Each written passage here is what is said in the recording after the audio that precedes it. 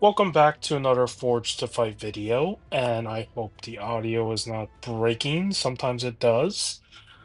But for this week, we are going to 100% Act 2, and I guess just talk about stuff like usual. It really has become a podcast kind of sort of thing for me with these videos, I guess. Um, okay, I do hope to continue Act 3, Chapter 4 in the future, but let's for today, just 100% Act 2, and then I think that should be it with the video for this week. So let's get into it. Okay. Uh, what do I have on my team? Oh, that's right. My team has changed.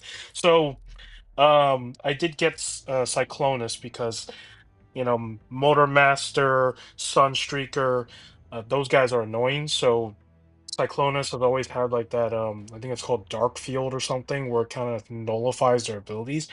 And for my brawler, I did get Grimlock. I don't currently have the ability to let me see. Oh, I don't have enough gold. Actually, let me actually do some upgrades really quickly. So I got him to rank 4 level not even level 40. Let's see how far we can get him up to. I got Grimlock because Grimlock has like a purify skill when he's awakened, and he just does a lot of damage with his SP2, so it just works. Um, yeah, if you ever played Grimlock, you would know. He's a pretty fun character to play with. Oh, okay, I should be able to rank 5 him if I do buy those from the shop, or get them from 100% DAC. Okay, with that little bit of a chore done, let's get into the map. See what lane it was. Which one was it? Here we go. It's this one. Think I should be good. I think I should be. I should usually read the notes for these, but I never do. Um, Armor Pierce. Oh, that's not fun. That's never fun to see. Armor Pierce node.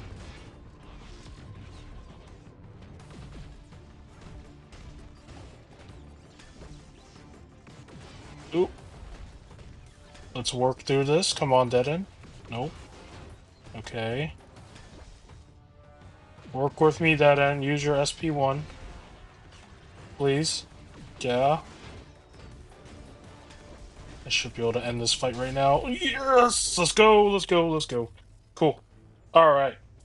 Man, I even freaking it clapped my hands after that.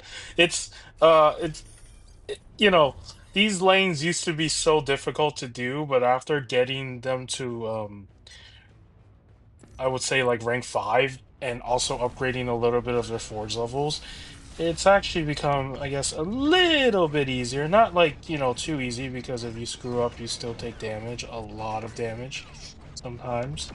So like that, for example, as I've just said right there. So yeah, little mistakes. Whoa, okay, okay, okay, calm down, Bumblebee. Okay, whoa, whoa, whoa, whoa, whoa, relax. Sometimes they can be aggressive, very aggressive. All right, that was another success. Cool. Okay, I guess I can talk about something while we're playing through this. I did finally watch the Transformer 1 movie. Yes, it's been like, you know, has it been 4 months? Yeah, it's been around like 4 months, I guess, since that movie came out, or 3 months. Um, I actually like that movie. The designs are still like very interesting to get into, I will say. Um, but by the end of the movie, when they start to transform into like what they look like in like more that, I guess you could call it kind of G1, not exactly, sort of style. I actually like the designs more, and I actually like the fact that Optimus Prime's what do you call those things on a truck? The pipe thing. I'm so bad at remembering whatever those things are on a truck. Okay, all trucks have them on both sides. You know, the freaking pipe thing that ventilates like the the air out of it or something. I like the fact that that's like a flamethrower weapon that he has. I never thought that they would ever do that because in every other iteration of Optimus Prime, I don't ever remember them ever making that become like a weapon for him, where he can shoot fire out of it. Like that is so freaking cool. So I do like that one change, and the animations for the fight scenes, especially that final fight, was so freaking fluid. Like you can tell the team that worked on this movie really gave it their all. But I think the reason why it didn't perform so well is because, again, first impressions are always like the most important thing with trailers. And if that first impression comes out with like a negative sort of you know, impression where people are not like feeling it until they watch the movie, it really does affect the way the movie performs. I think that's one of the most important things about any sort of like project, whether it's a video game, a movie, that first impression has to hit home. So, oh god, that notification was loud. um, it has to hit home in order for people to actually appreciate it and really do go to the theaters to watch it because I think that was one of the things that really affected this movie was the first impressions. But after seeing it myself for the first time, um, I really like the story. I don't hate the direction they went with the story. In fact, I actually like this sort of take on the origin story a lot too because you know Sentinel Prime. At this point, I'm gonna say it. If you haven't watched it, then you might want to just like maybe tune out of the video or just come back to the video when you have watched the movie. So what I'm gonna say now is just spoilers. So spoiler warning if you don't want to be spoiled even after this long since the movie has came out and it's being released in DVD and stuff already. So basically, I like the whole betrayal plot where Sentinel Prime is a false prime. It kind of reminds me of literally like Dark of the Moon. Because in Dark of the Moon, Sentinel betrayed the Autobots near the second, like, not the second, pretty much like the climax of Dark of the Moon, where it is revealed that he, made uh, calls with the Decepticons and would offer them a way home to Cybertron if they get rid of the Autobots and the humans, that kind of plot line, right? And I like the fact that they took elements of that betrayal from that live action movie and literally incorporated it in a similar way, but instead you have the Autobots at the time, which there were no Autobots or Decepticons, because the Decepticons around this point in time, they went by a different name. They called themselves the High Guard, if I remember right. Um, that's what Megatron called them until the end of the movie, where he changes he brands them with the logo, and he's like, "We're Decepticons now." That part is pretty cool. He's like, "Rise up, Decepticons!" And like, now this war has begun. Um, so basically, everybody works on Cybertron. Like, they just do their mining job, which is like the job that they do the most, and they don't ever think about anything that happened in the past because all the archives of like what happened with the primes, all this stuff, it's pretty much like manipulated information where uh Sentinel having control of that knowledge has literally tricked everybody on Cybertron to believing he's like this great savior, sort of, kind of that whole thing. Um, and I really like the fact that they made him do that because in the beginning you think that Sentinel Prime is like the good guy, and he's literally like the leader of Cybertron. He's a prime, everything, right? The same spiel that the primes are like, they're always good, and that is true for many of the other primes, right? The 13 original primes, but Sentinel, being the false prime, betrays them by working with the Quintessons, which is so interesting because The Quintessons in this movie too. Their designs, like they only showed like one of them. I don't know if he was like a Quintesson. Maybe he was, but he looked beefy. Like when I say beefy, I mean like he doesn't look like the ones we see in this game where they're just like this floating thing with like three heads, tentacle arms. Like he looks like he can probably kill somebody. That's what that version of the Quintesson looked like to me, and I just screwed up. Oh no. Um, hopefully my Grimlock survives. But basically, uh, Sentinel Prime makes a deal with the Quintessons that if he is given pretty much absolute power, control Cybertron, in return, he will give them Energon because they need Energon as an energy thing. So basically, all Cybertron's Energon that's being mined in the farms are secretly being given to the Quintessons, and it's just like you trick all the innocent people that well, not people, robots. I call them people on Cybertron to slave away in these mines, right? Which that includes the main four characters in this movie who have always been, excuse me, who have been working in the mines for this long. And when the truth is revealed to them by Alpha Trion, that Sentinel Prime not only betrayed them, set up an ambush that literally got. Okay, I did not mean for that to happen.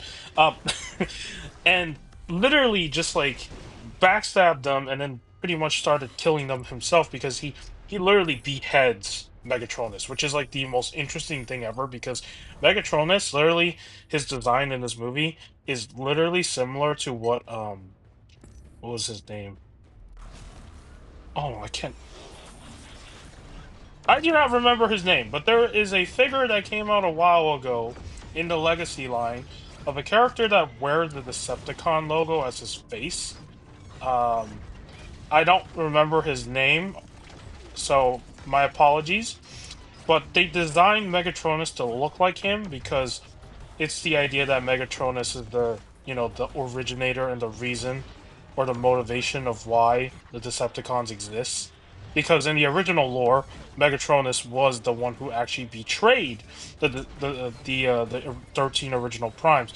He was basically, or the 12 of them, because he was the fallen prime. And when you have that kind of twist where he is the one that gets killed, it's like, what the heck is this? Like someone that's technically supposed to be pretty strong getting ambushed like this by Sentinel with the Quintessons. It is the most interesting sort of plot twist in this, like, I guess, iteration of the lore. So that part was pretty crazy. And the fact that Zeta Prime also is kind of like you can say he's kind of like the leader of the 13 primes because that's kind of what they made him to look like. um the fact that he gets destroyed too, like he gets blasted in the face, they don't show it on the camera like because it's violent.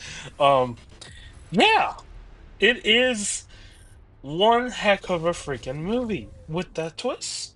And then on top of that, you have these stunning animations when the characters are moving and stuff and the action sequences and just the fact that the humor and everything just works with the characters.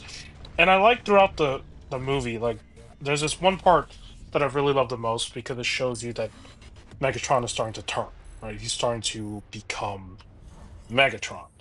But of course, before he was Megatron, he was I it was D16, right? Um, which that was his name, which I don't really like because it just sounds like a code name. It doesn't even sound like a legit name. But you can see throughout the movie that his eye color, especially after the truth came out, right when Alpha Trion basically held off against, um, the people that were helping the other, was it Sentinel hide the truth, right? You have these four bots that now know the truth of what happened in the past. Um, when Megatron kills his first, uh, enemy, this is where you start to see his reaction to basically violence shift and his eyes start to turn orange, which I really love that detail so much because instead of like using the previous iterations where Megatron was like a gladiator, he fought in the arenas of Kion or Kaon, I don't remember how you pronounce his name, all that stuff. Um, they chose to make this the starting point of how he becomes Megatron. And then you see the same thing happen when they confront Starscream, because in that scene, they also try to explain how Starscream's voice becomes the way it is in the G1 with this retelling, where Megatron literally crushes him in a fight.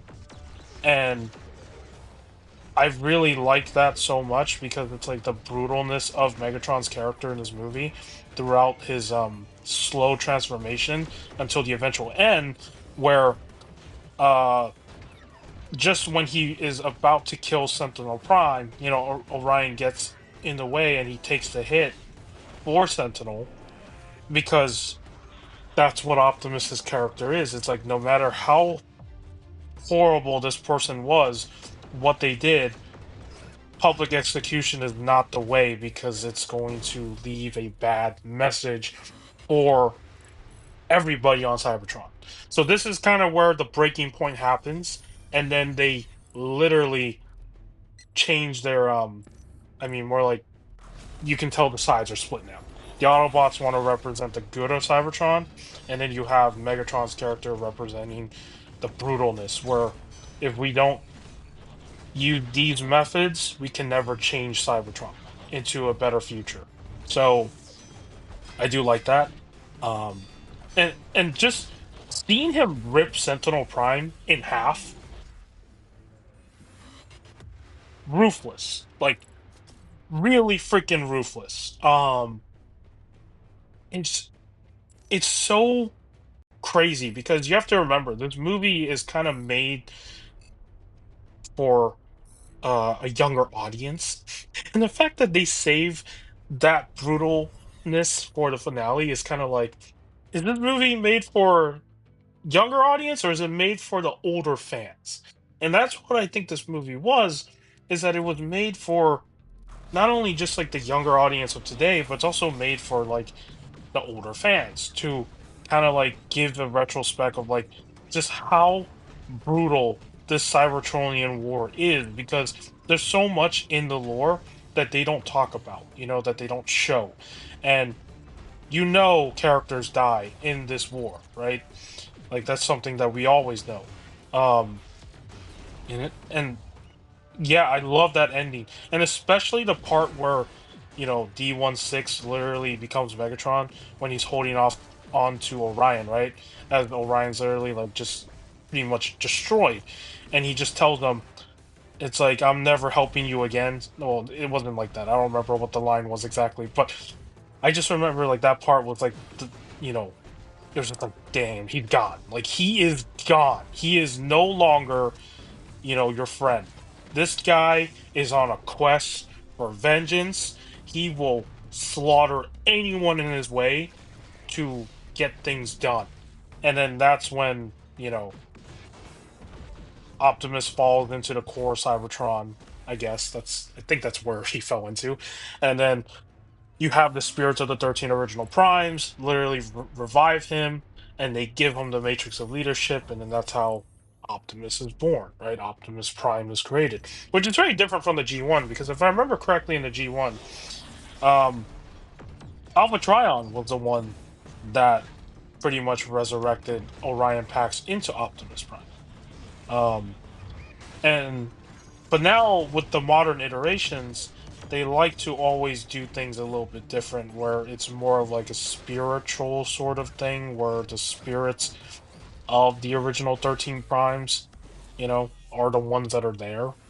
So interesting. And then what else was there? Oh, seeing Optimus use the axe. So that axe thing he has in the G1 that he forms out of his hand. Um, that thing is pretty cool. I like the way they did, the crazy animations where you can like spin it like a shield, and then also like shoot energy out of it. I'm like, what is this? Like, what is going on? So, um, really cool. A lot of cool things about the animations and the fights, and especially like that part where he turns into his vehicle mode mid fight to basically like ram into like Megatron. And I really love that aspect because you have to remember this entire movie, these characters don't. I'm screwing up while I'm talking, but that's okay.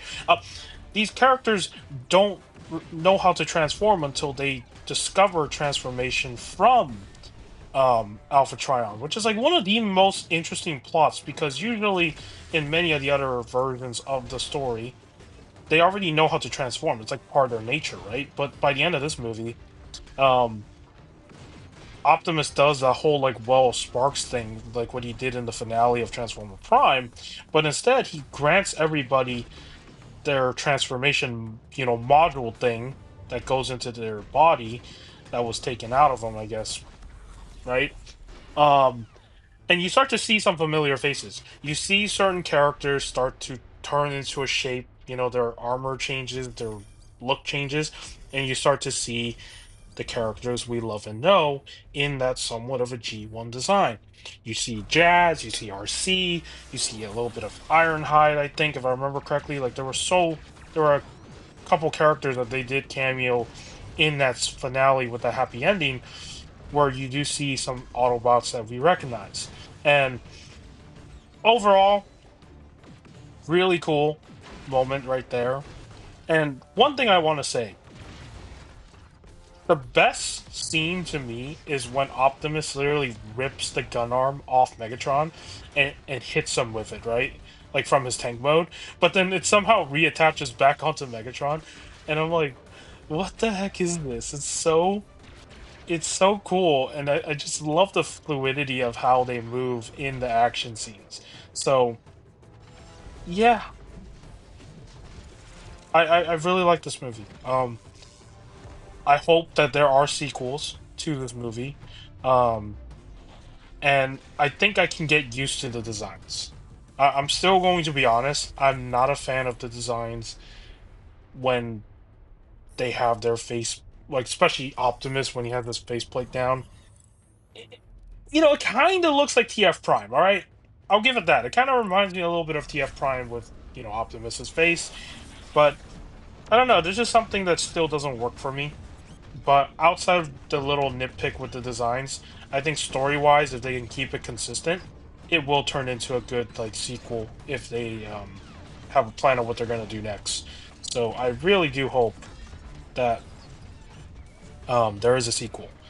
So because sometimes when a movie flops like this, not because it flopped because it was bad, it flopped because, like I said, first impressions and just people not willing to give it a chance and they'd rather wait for it to come out on digital and streaming. Um, Yeah, that can hinder a movie's like success revenue wise. And not only that, the toys. Um, I don't know how well the toys did. Like, I go to Target and I still see those Transformer One toys sitting on the pegs, and it just feels like they're not selling. I don't know if it's because people just don't want to buy them at all because they don't look appealing, or I don't know what the reasons are. There could be many reasons. Maybe some people just don't want to buy them because they don't look good. Maybe some people can't buy them because they rather save their money for the other Transformer stuff that is more cooler. Um, there could be a lot of reasons. So, but I hope that the toy sales and the revenue doesn't really, you know, prevent it from a sequel because come on, Hasbro has a lot of money. Okay, well, well, I can't really say that because they haven't had a good financial year, and then they also recently like it was like sometime last month there was a news that came out where they wait no not last month I think it was in November um they fired a certain person who's been working there for a long time who managed the Transformer and GI Joe brand lines. I don't remember who his name is, but yeah, not so good. So I don't know. I honestly don't know, but we could make a comeback. So, and I don't like physical resist. That is horrible. but I'm still surviving in my bad performance. Oh god, come on.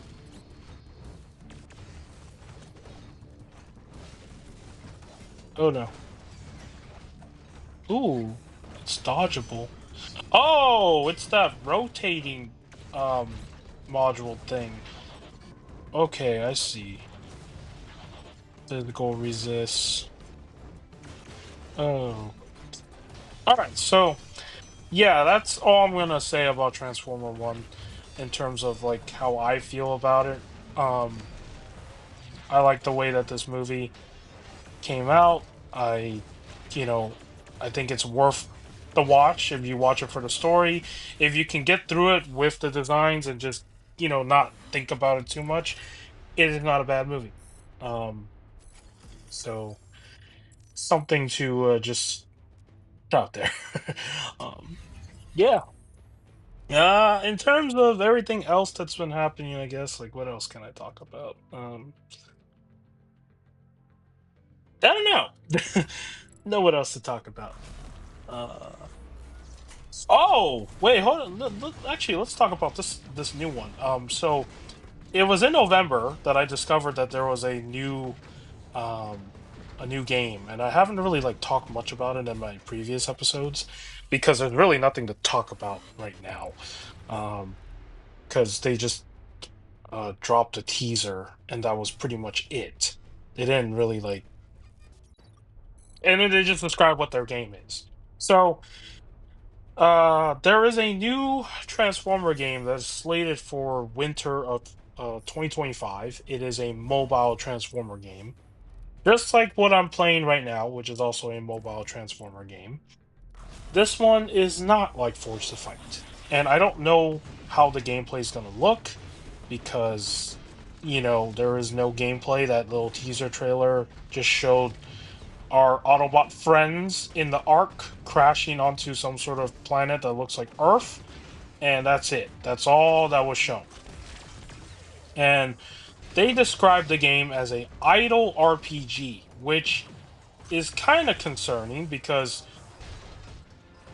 usually, excuse me, usually idle RPGs are very everything is like auto grind fests, basically. Like if you get like the strong characters, you can literally auto through quests because that's what they mean by idle, because you don't have to do anything. Um, you literally just auto everything, and that's it.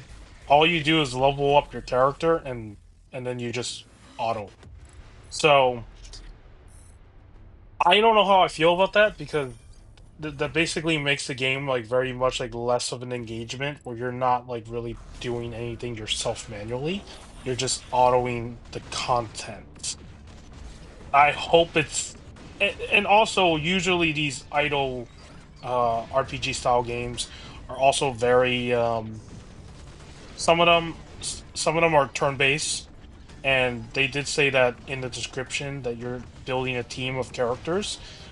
So I can only assume that it could be turn-based. Um, I don't know. I guess I'll see when there's more information that they reveal as the year comes, because it is just the start of 2025, so it's still like, we're talking about winter of 2025. Talking about the end of the year already when it's like only the start of the year. Um, it's crazy. So I'm already thinking about the end of the year. I mean, it's just like like I think it was like 2 months ago when I saw like that teaser poster. They were like, "Oh yeah, Five Nights at Freddy 2 is coming out. It's like winter of 2025." And I'm like, "Oh no, I gotta wait till winter of 2025 to watch that movie." Ugh. Yes, I did watch the first one. Okay, I grew up with that game. All right, back in 2014, when that game was starting to pop off, I was into the whole FNAF lore and everything. I'm gonna come clean. All right, I think some of us were all, we were all into that sort of lore. I watched all the Matt Pat videos where he talked about the lore for Neff, predicting this and that. I watched everything, okay? I'm not gonna hide that information because I still like Five Nights at Freddy's. All right, freak. um, I still like the story and the craziness of it because none of it makes sense anymore. It's just wacky and stupid, but it's stupid in a fun way now. I mean, uh, yeah. Yeah. Well, let's not talk about that. So I hope the game is fun. I mean, it's just like I do want to play another game on here that's Transformers, um, and that's kind of what I want to do. Um, so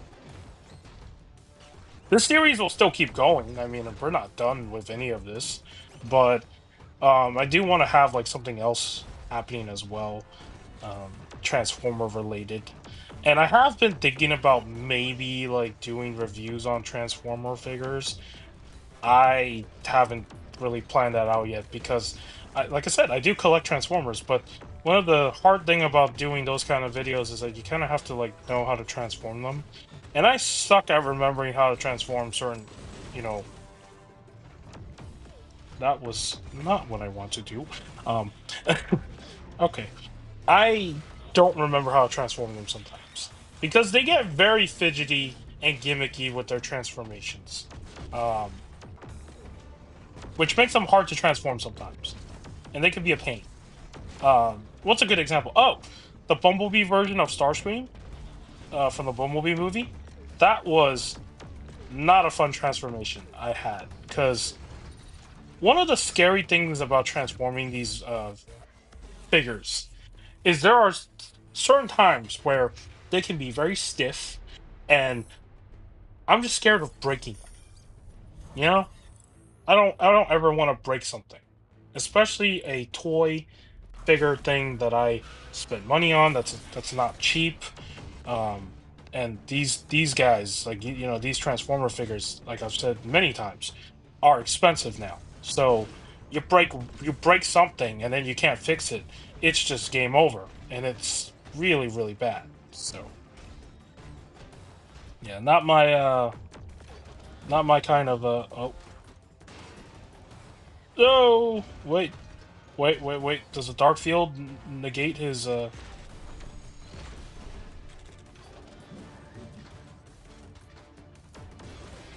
think it does.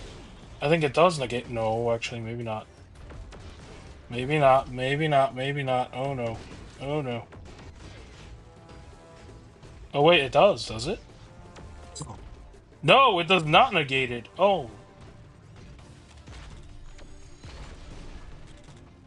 it makes so much armor break too. Okay, I was talking about transforming the toys. Yeah, so I don't. I'm scared to do that sometimes. Like transform them because I'm scared of breaking them. So that's kind of the vibe I get when I transform stuff. So I don't know if I'll review those just yet. Maybe in the future if I feel like it. And I'm going to get destroyed by this Ironhide because I still don't like Ironhide in this freaking healing module. Man, I just suck, don't I? No.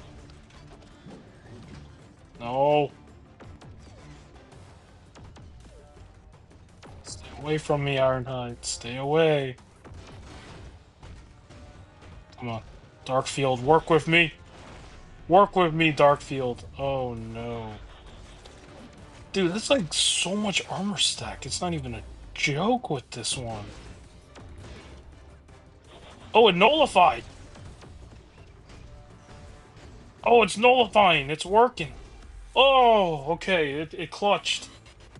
I think I have to raise the sig level on his nullify in order to make it better. Whoa, we came in clutch right there. Okay. Not bad, not bad. Um yeah, I'll see what I do in the future, but uh with reviews when it comes to Transformers. But I do want to review something else that's robot related too. I might do some reviews on like the Gundam universe stuff that I have, because I'm also very into Gundam too. So, typical of me to be into robots, right? I mean, I was really into Pacific Rim until they released that sequel, and then it just ruined everything. um, yeah, there's that. I think I think mech stuff in general is just really fun to just be into because I like watching anime with like robots in them. It's not just Gundam. Just anything that just has mech in general. I'm like, yeah, I'm definitely watching it. So, yep, that's just what I like to do. Well, we are almost at the end. I believe this is the last map, and it will be the end of Act 2, and Act 2 will finally be 100%ed. I could be wrong. Let's see. After this fight, it should be the boss. And yeah, Act 2, 100% is going to be awesome because we never 100% at Act 2 before in the previous Netflix playthrough of this version. So this is going to be the first time I 100% Act 2 in this version of the game. So let's do it. Let's make, well, not make history. uh, just be me. So, yay. This should be it right here. Come on, Megatronus, put an end to this. You know how I said I was gonna retire Megatronus? Well, after seeing what was in store in Act Two, it was like, yeah, we're never gonna retire Megatronus because it only gets harder from here, um, with what's in store in the future. So yeah, do not put away the one bot that's actually carrying everything for me right now. All right. Ooh, two sparks formed. I think we could do one thing before we end the video. Um, are we officially done? Oh, we are done. Look at that. Act 2 all 100%ed. Let's go. Okay, let me see. Let me check something really quickly. I think I could do one last thing. Yes, I can. I don't know if I'll have enough gold. Um,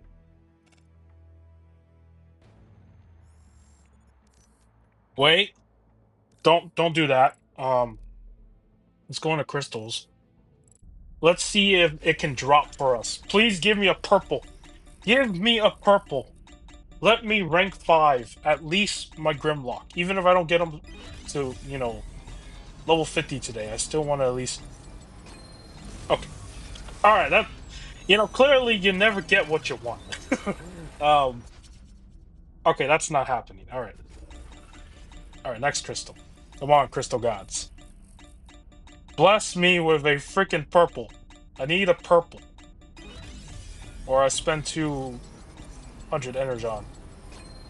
Okay, okay.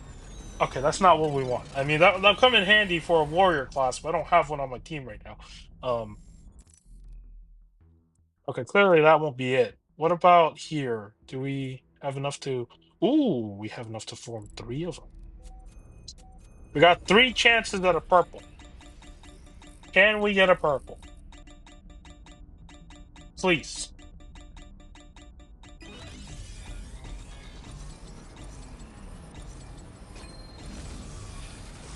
That's not a purple.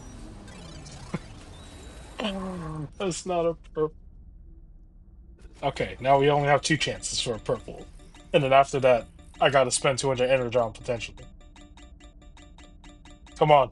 Purple back to back. Okay, that's 1 purple.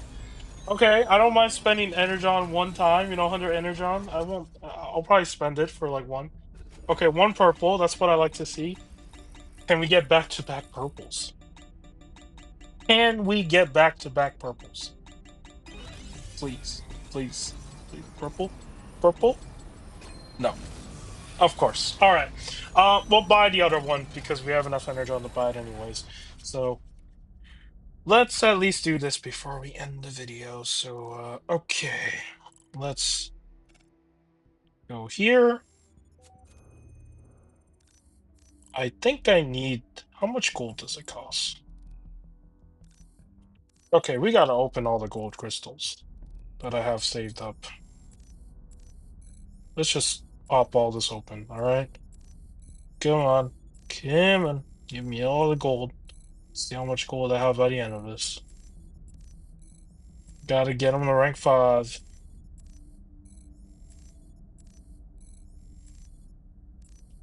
Oh, so it ain't more. Oh, rank 5 Grimlock? Let's go! Rank 5 Grimlock. Yay. Don't know if I have enough ISO to get them to like level 50. Hopefully I do. Level 20. Come on, level 23. Nice. Level 30. Ooh, level 40. I should. Ooh, I think I might have enough. I think I might have enough.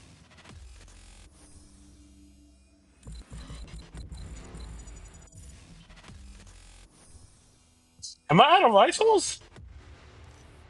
Oh no, we're out of ISOs. Okay, we gotta farm more ISOs. Um, all right, we are out of the material to upgrade, but at least we did get them to. What did we get them to? Rank 5, level 41. All right. Um, next episode he should be level 50 by then, I hope. If not, then we could just farm the ISOs in the next episode. But with that said, if you found today's video enjoyable, fun to watch for today's episode of Horse Fights, give it a like. If you're new here and you want to subscribe to my channel, you can as well. You don't have to. I make these videos for fun. Take care. Oh, yeah. Take care. And I will see you in the next video.